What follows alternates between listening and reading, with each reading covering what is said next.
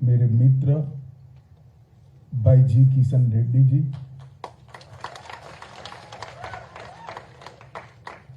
श्री अर्जुन राम मेघवाल जी,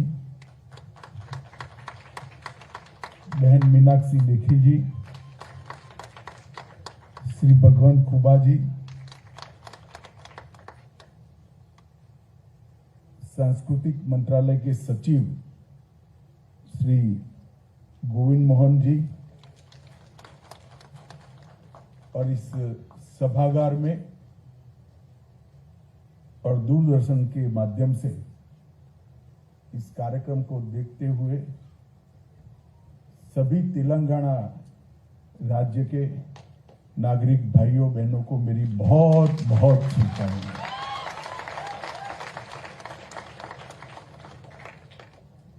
सबसे पहले तो मैं जी किशन रेड्डी जी को बधाई देना चाहता हूं कि आजादी के अमृत महोत्सव के कार्यक्रमों में इन्होंने तेलंगाना स्थापना दिन को समाहित कर भारत के सबसे युवा राज्य की संस्कृति को पूरे देश को परिचय कराने का काम किया। हम सब जानते हैं तेलंगाना की स्थापना का एक बहुत संघर्षपूर्ण इतिहास रहा है। सालों तक इसकी स्थापना के लिए तेलंगाना के युवाओं ने संघर्ष किया, बलिदान दिए और अंततोगत्वा 2 जून 2014 को भारत का इस सबसे युवा राज्य अस्तित्व में आया। और मैं आज सभी तेलंगाना वासियों से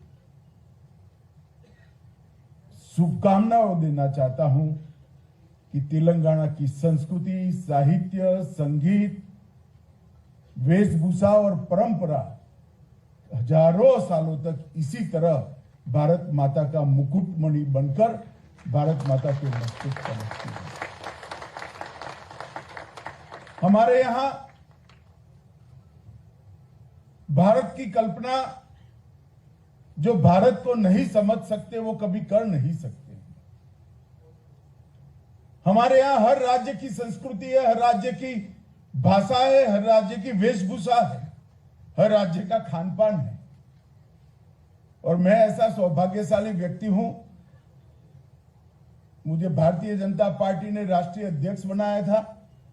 मैं देश भर के सभी जिलों में प्रवास करने वाला व्यक्ति हूं। मैंने इसको बहुत नजदीक से देखा है। सब कुछ अलग होने के बावजूद सबकी आत्मा एक है और वही आत्मा भारत को जोड़कर रखती है। और भारत ने बड़ी खूबसूरती के साथ विविधता में एकता का ये मंत्र आत्मसात कर सांस्कृतिक एकता से भारत की एकात्मता का रास्ता हमने तय किया है। और आज तेलंगाना भी भारत के सबसे युवा राज्य के रूप में दिन दूनी रात चौगुनी प्रगति करे, ऐसी मैं शुभकामनाएं देना चाहता हूं। मित्रों, तेलंगाना के युवाओं के तेलंगाना राज्य की डिमांड के लिए, मांग के लिए जो संघर्ष है, उसकी बात मैं नहीं करूंगा तो मेरी बात अधूरी मानी जाएगी। सालों तक तेलंगाना राज्य की मांग होती रही।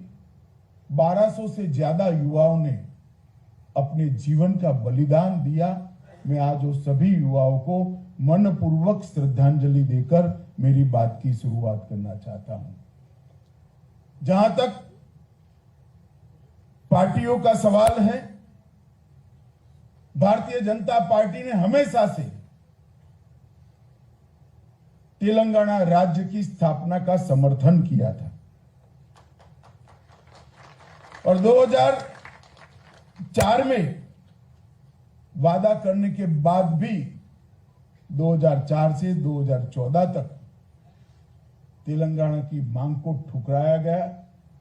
जब चुनाव मुहाने पर आए तब लगा कि जनता का गुस्सा चुनाव में झेल नहीं पाएंगे, तब जाकर 2014 में तेलंगाना राज्य की रचना की। मगर उसमें भी काम करने की पद्धति और विचार दोनों प्रदर्शित होते हैं। अटल जी ने भी छत्तीसगढ़ बनाया, उत्तराखंड बनाया, झारखंड बनाया। उनके समय में ही उत्तर प्रदेश, मध्य प्रदेश और बिहार का बंटवारा हुआ, 3 राज्य बने। कहीं पर भी कोई झगड़ा नहीं हुआ, ना आज भी कोई विवाद है।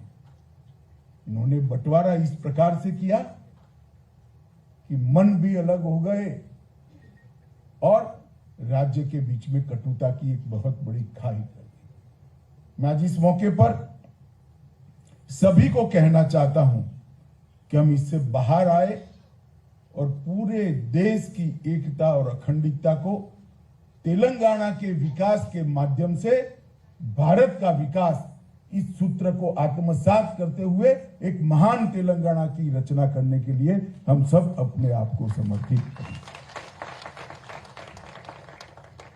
तेलंगाना क्षेत्र के अल्लूरी सीताराम राजू, रामजी गौड़, कोमाराम भीम, ये सब लोगों ने तेलंगाना देश और निजाम से छुटकारा पाने के लिए ढेर सारा संघर्ष करा।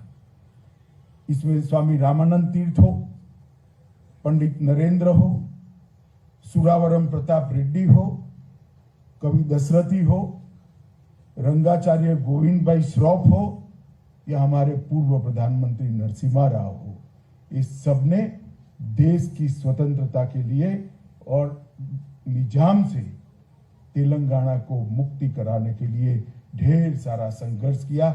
आज मैं उनको भी याद करना चाहता हूं। हम सब, पूरा देश ऋणी है सरदार वल्लभ भाई पटेल का। अगर सरदार पटेल न होते, उनका वो पुलिस एक्शन न होता, तो शायद भारत का नक्शा ऐसा न होता।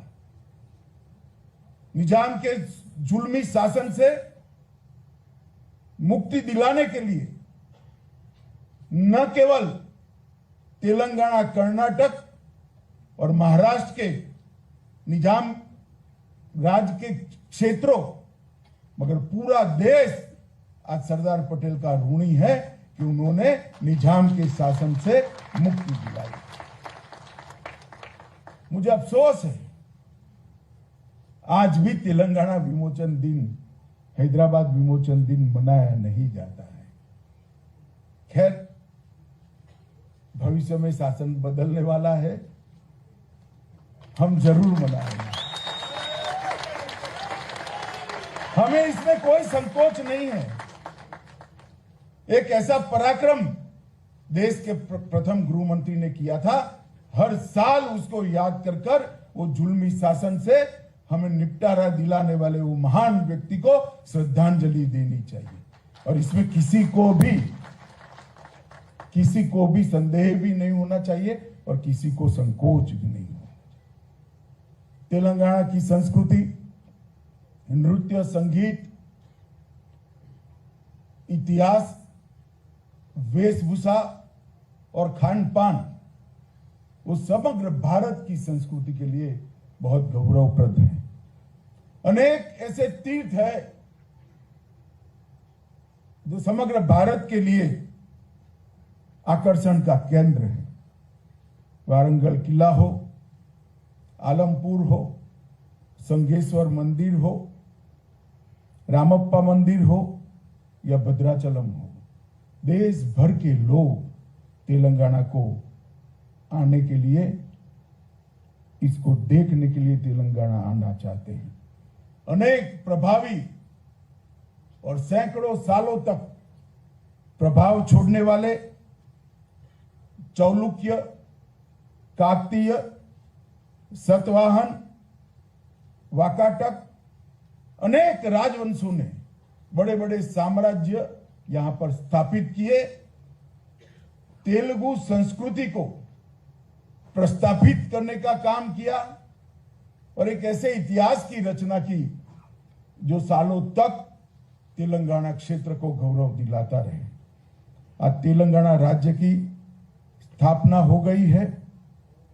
भाई किशन ने 8 साल में क्या क्या होना चाहिए था और क्या नहीं हुआ इसकी डिटेल बात करी है, परंतु मैं आप सबको एक बात निश्चित कहना चाहता हूं।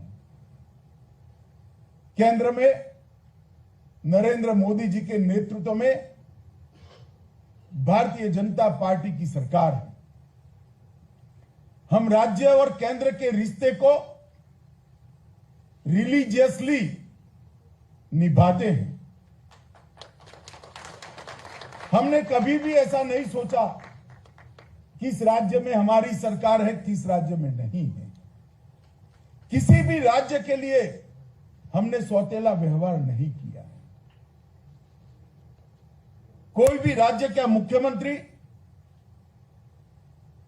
अगर दिल्ली में आता है तो उसका पूरा सम्मान हम करते हैं और हर राज्य के विकास के लिए मोदी जी के नेतृत्व में हम अनेक विध कामों की शुरुआत करते हैं और हम वो सूत्र में विश्वास करते हैं कि राज्यों के विकास से ही देश का विकास हो सकता है। और इसी सूत्र के अनुरूप मैं आज थोड़ा हिसाब भी देना चाहता हूं, क्योंकि मुझे मालूम है बहुत अपप्रचार हो रहा है कि तेलंगाना के साथ अन्याय हो रहा है। मैं अभी हैदराबाद गया था, वहां कहकर आया था। मैं फिर से आज कहना चाहता हूं कि 2014-15 से 2021-22 तक 2,52,202 करोड़ रुपया नरेंद्र मोदी जी ने तेलंगाना के विकास के लिए खर्च किया। मैं फिर से रिपीट करना चाहूंगा, 2,52,202 करोड़ रुपीस। अब कैसे झुठला सकते हो? मेरे पास इसका आना पाई का हिसाब है। अगर आप समय पर कुछ योजनाओं को रिस्पॉन्ड करते तो 2,52,000 करोड़ का एक आंकड़ा है, वो 3.5 लाख करोड़ को पार कर जाता, मगर आपने सहयोग नहीं किया है। ढेर सारे अलग अलग हेड्स के नीचे पैसा भेजा है।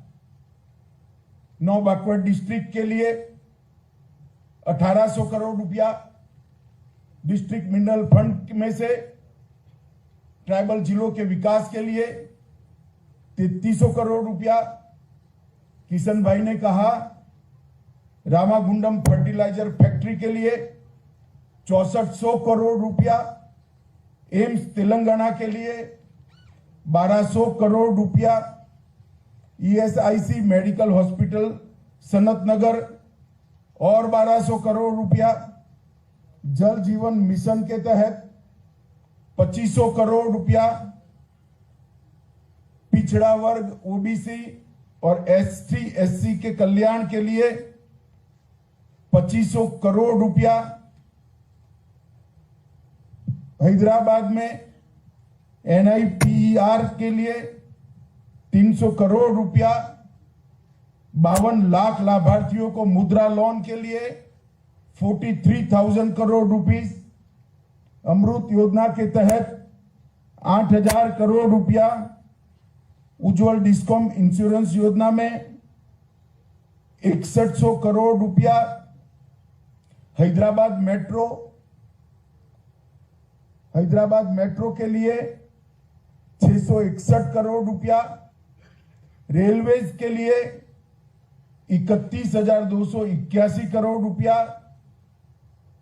रीजनल रिंग रोड के लिए 8,000 करोड़ रुपया, सर्व शिक्षा अभियान के लिए 1,300 करोड़ रुपया, मुख्यमंत्री साहब, ये सूची इतनी लंबी है कि मैं पढ़ने जाऊंगा तो फिर से चुनाव का काउंटिंग आ जाएगा, मगर सूची मेरी खत्म नहीं।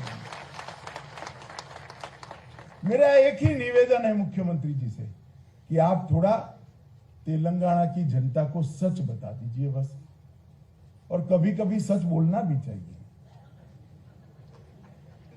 हमेशा बोलना जरूरी नहीं, मगर कभी कभी तो बोलना चाहिए।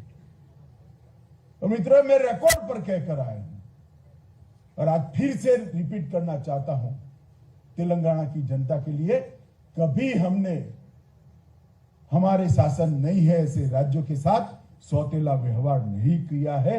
नरेंद्र मोदी जी मन से मानते हैं कि राज्यों के विकास से ही देश का विकास है। आजादी के अमृत महोत्सव का वर्ष है। मोदी जी के नेतृत्व में पूरा देश आजादी का अमृत महोत्सव मना रहा है। तेलंगाना राज्य में से जितना चाहिए इतना सहयोग हमें नहीं मिला। अरे भाई, आजादी का अमृत महोत्सव कोई भारतीय जनता पार्टी का कार्यक्रम नहीं है। आजादी का अमृत महोत्सव मां भारती के भविष्य को संवारने का कार्यक्रम है, भारत के भविष्य को संवारने। आजादी का अमृत महोत्सव भारत के स्वतंत्र सेनानियों को श्रद्धांजलि देने का कार्यक्रम है। आजादी का अमृत महोत्सव भारत के गौरवपूर्ण अतीत को, जिस पर पूरा दुनिया गर्व कर सके, ऐसे हमारे पास्ट को सलाम करने का महोत्सव है। और आजादी का अमृत महोत्सव आने वाली जब आज देश की शताब्दी मनाई जाएगी, तब भारत कैसा होगा इसका संकल्प लेने का महोत्सव है। इसमें आप कैसे दूर रह सकते हैं। खैर, मैं तो बहुत बहुत धन्यवाद करना चाहूंगा किशन भाई का कि आपने आजादी के अमृत महोत्सव के तहत ही ये कार्यक्रम कर कम से कम तेलंगाना के नाम पर भी एक अच्छा कार्यक्रम आजादी के अमृत महोत्सव में हो गया, इतना करा है। मित्रों, भारत का हर राज्य द्रुत गति से, स्पीड के साथ डेवलप हो, विकास करे, और ये सब राज्यों के विकास कोई समांतर नहीं है, पैरेलल नहीं होने वाले हैं।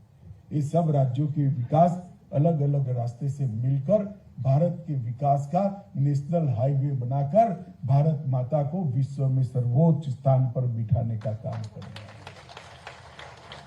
अब तेलंगाना स्थापना दिन के दिन मैं फिर से एक बार दुनिया भर में बसे हुए तेलंगाना राज्य के सभी भाई बहनों को 8वें स्थापना दिन का बहुत बहुत मन से शुभकामनाएं देता हूं। और मैं ईश्वर से यही प्रार्थना करता हूं कि हमारा तेलंगाना दिन दूनी रात चौगुनी प्रगति करे और सभी ऊंचाइयों को हासिल करे। फिर से एक बार सभी को बहुत बहुत शुभकामनाएं। धन्यवाद।